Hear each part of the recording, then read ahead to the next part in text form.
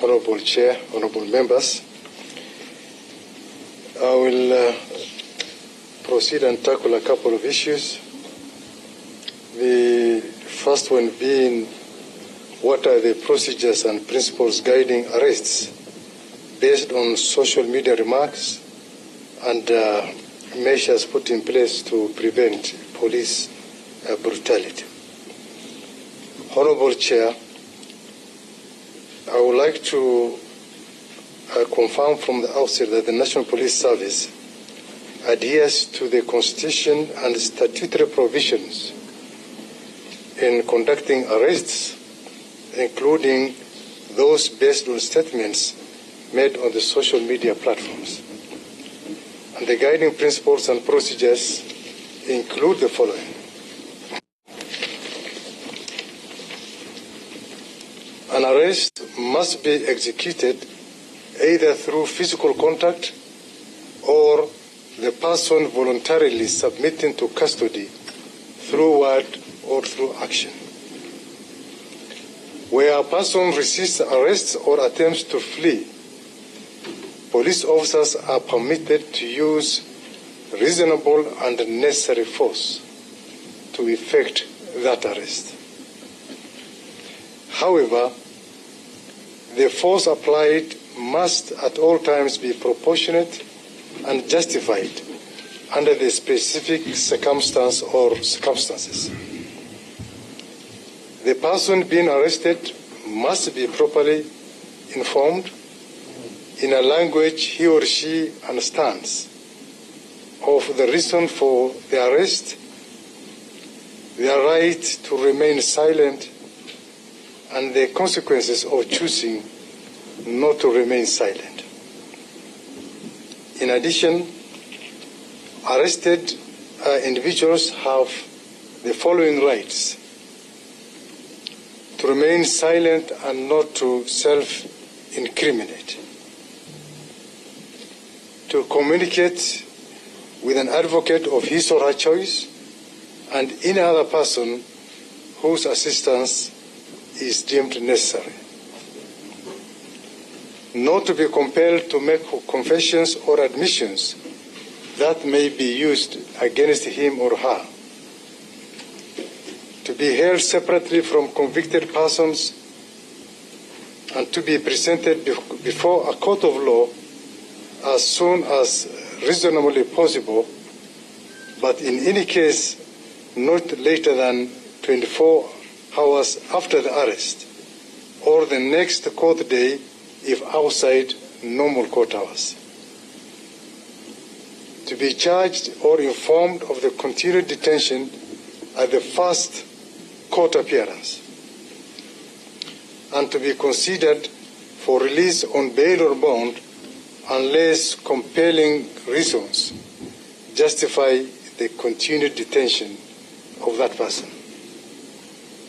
Finally, Honorable Chair, no person shall be remanded for an offense punishable only by a fine or imprisonment not exceeding 6 months. So what are the measures the National Police Service has put in place to prevent police brutality? Honorable Chair, to mitigate incidents of police brutality and excessive force, the following measures have been institutionalized. Enforcement of the 24-hour constitutional requirement to present detainees before a court with supervisory oversight to ensure compliance. Continuous police reforms, including integration of human rights and fundamental freedoms in our police training curricula and service delivery standards. Proposal to install closed-circuit televisions, that is CCTV cameras, in all our police stations, especially at the report offices, the holding cells, and the interrogation rooms, basically now to enhance transparency and preserve evidence. Regular training and sensitization of all our officers on human rights, their legal limitations on police powers, and ethical conduct during the arrest and the detention of any suspect. Mandatory documentation in the occurrence book of any injury sustained by a suspect during or after the arrest. Not only injury, but even complaints. Where a suspect has any complaints to raise, then it would be mandatory for that complaint to be documented in the occurrence book. And ensuring that all arrests done by officers of the National Police Service are lawful, the force used is proportionate and based on sufficient grounds, including obtaining court orders where applicable. Whether the MPS has formally engaged with the family of Mr. Ojwang and the public regarding his death, the father of Albert Ojwang was informed when he visited the station requesting for cash bail. In terms of the available statistics on deaths in police custody over the last 4 months, including details of any ongoing investigations or prosecutions related to custodial deaths, Honorable Chair, in Western, we received one report which was submitted by Kakamega Central Police Station, and the matter was referred to IPOA for investigation. Nyanza, 2 cases. Again, the 2 cases are under investigation by IPOA. Eastern, Honorable Chair, 2 cases. Again, under investigation both by IPOA. Coast, Honorable Chair, we reported 1, again under investigation by IPOA. Central Region, 2, again under investigation by IPOA, making a total of 7.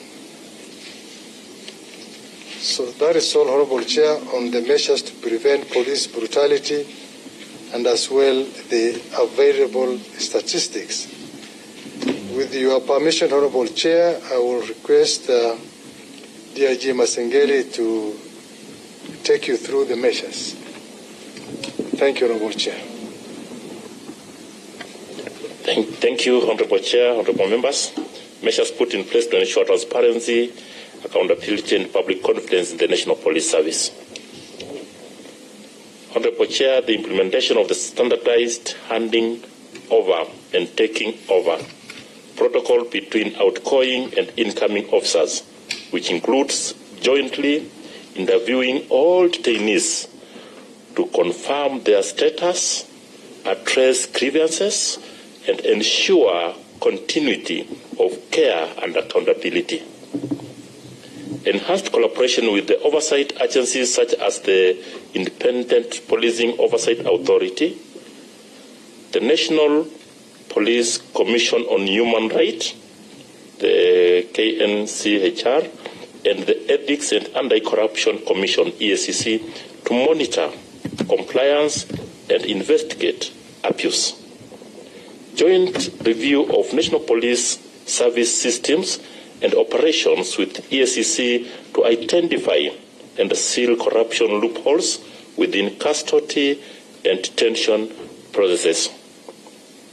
Strengthening of internal monitoring and data collection on custodial deaths, injuries or abuses to inform policy intervention, improve oversight on potential complaints and reporting mechanism at station level, including use of toll-free numbers and complaint boxes accessible to detainees and the public. Advocacy for increased budgetary allocation to improve custody facilities and expand technology based on monitoring system. Continuous engagement with the Parliament and other stakeholders to push for legal and policy reforms that enhance detainees' protection, public awareness campaigns, community policing forums, and stakeholder dialogue sessions to build public trust and promote transparency. The strategies and measures put in place or being developed to prevent occurrence of custodial deaths and safeguard the rights of detainees. Measures put in place, Honorable Chairman and members, is that regular and documented visits to holding cells by officer commanding station, that's the OCS, and duty officers to inspect detainees' conditions, verify custody records, and identify any welfare concerns. Strict enforcement of 24-hour rule on presentation of suspects before a court, as required under Article 49 of the Constitution. Designation of custody officers and duty officers responsible for the welfare and safety of detainees while in police custody. Disciplinary and criminal sanctions for misconduct of officers implicated in custodial deaths or excessive use of force. Gender-sensitive and child-friendly custody arrangements, including separate holding areas for women, men, and children, and deployment of female officers for handling cases involving women and vulnerable detainees. Regular inspection and visits of police cells to access hygiene, overcrowding, ventilation, light, and general safety conditions. Investment in and first installation of closed-circuit television, that's CCTV cameras, in key areas within police stations, including holding areas, report offices, and interrogation rooms to deter misconduct and aid in preservation of evidence. Honorable Chair, mandatory indication of physical and mental status of suspects prior to booking into cells with any sign of injury or illness noted in the occurrence book and followed up with prompt medical attention. Other measures, Honorable Chair, strengthening of internal accountability mechanism. Establishment of internal oversight units such as Internal Affairs Unit to investigate complaints against police officers. Mandatory reporting of all deaths or injuries occurring in police custody to IPOA and other oversight bodies. Routine visits and inspection of police cells and detention facilities to ensure compliance with detention standards. Capacity building and human rights training. Integration of human rights education, ethics, and use of force protocols in police training curricula. Regular sensitization workshops on the rights of the arrested persons, especially vulnerable groups such as juvenile, women, and persons with disability. Training officers on non-coercive investigation techniques and alternative to custodial detentions. Policy and legal reforms. Enforcement of the National Police Service Act and adherence to 6th Schedule on the treatment of detained persons. Honorable Chair, lastly is the enhanced collaboration with oversight and civil society bodies, strengthening partnership with the Independent Oversight Authority, Kenya National Commission on Human Rights, and other stakeholders. Prompt cooperation with external investigations into custodial deaths and complaints of abuse. Lastly, Honorable Chair members, engagement in public forums and awareness campaign to build trust and transparency. Honorable Chair, I submit. Thank you very much, Honorable Chair and Honorable members. That is the report that we would wish to submit to this committee. Thank you.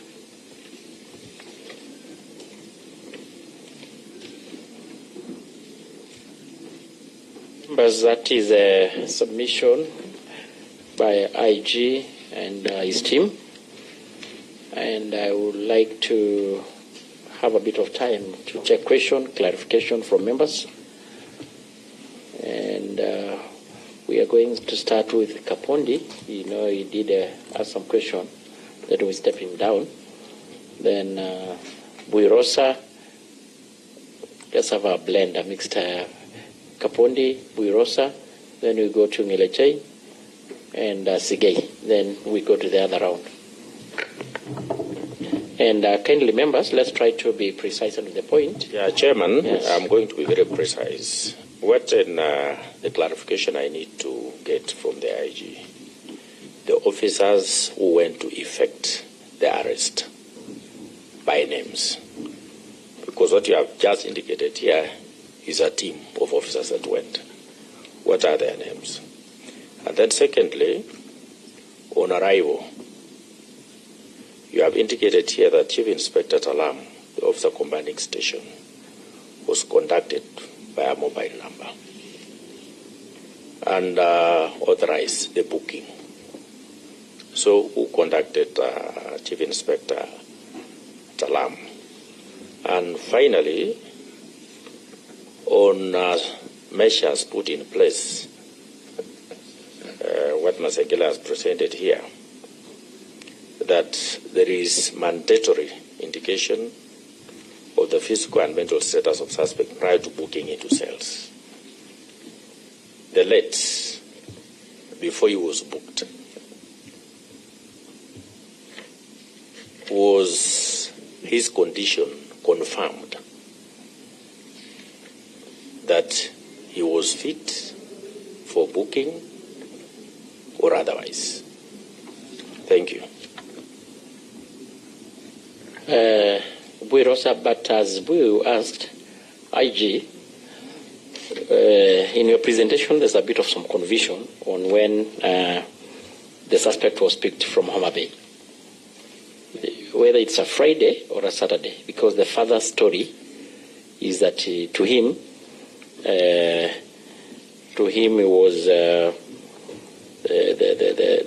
was picked on Friday, and you seems to be giving a different narrative. So you need to come clean on that, and even to include the OB, if you can provide from Mawengo police station. So you can note that, as you also note the rest of the members' questions. So you need to come clean on that bit. There's a missing link. So next, Buirosa. Very good. And before then, we have some members who have joined us. Maybe quickly we can allow them go on record.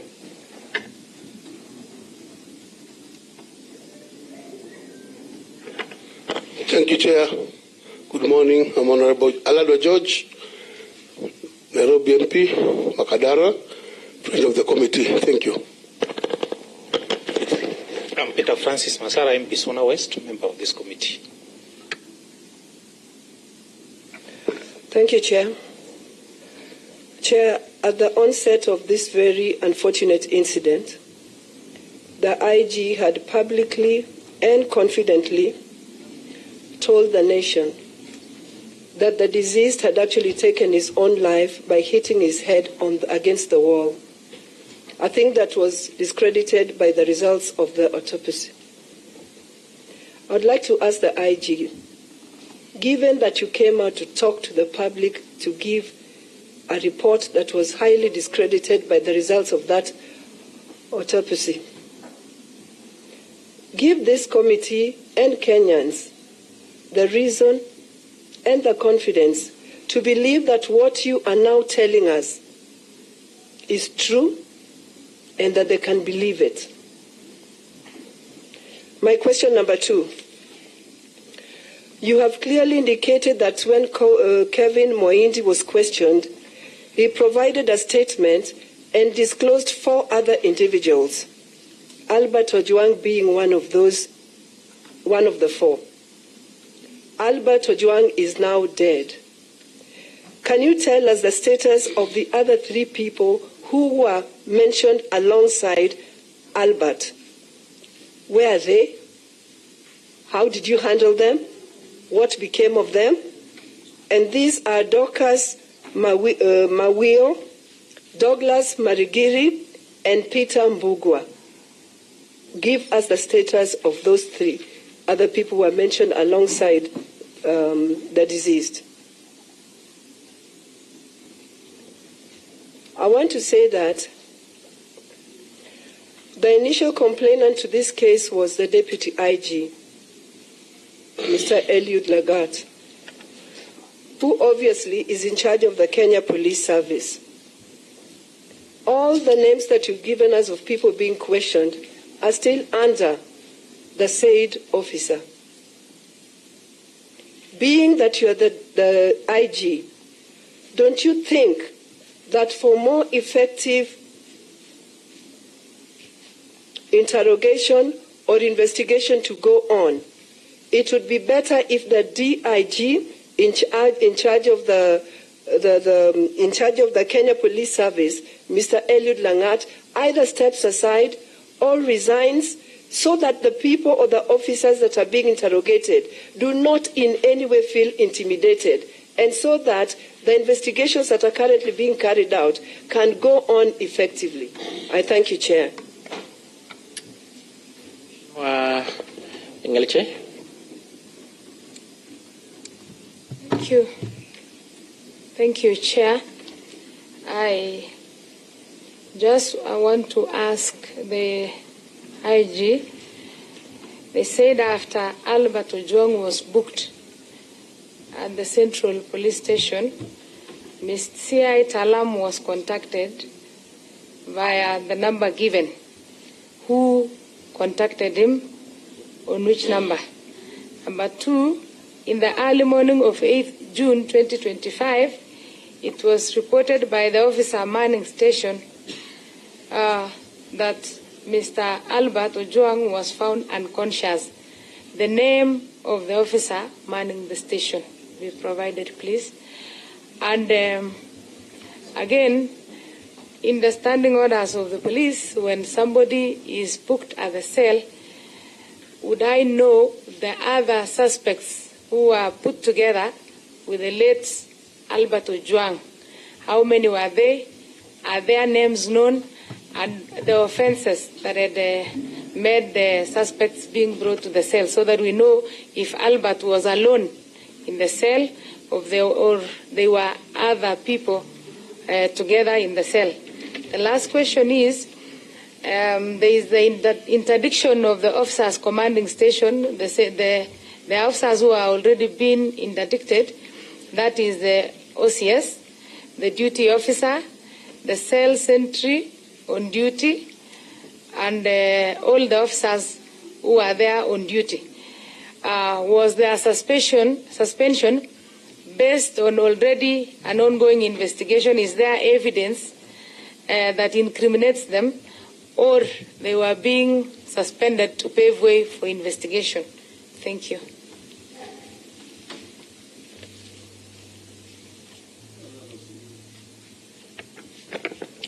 Chair, first of all, I want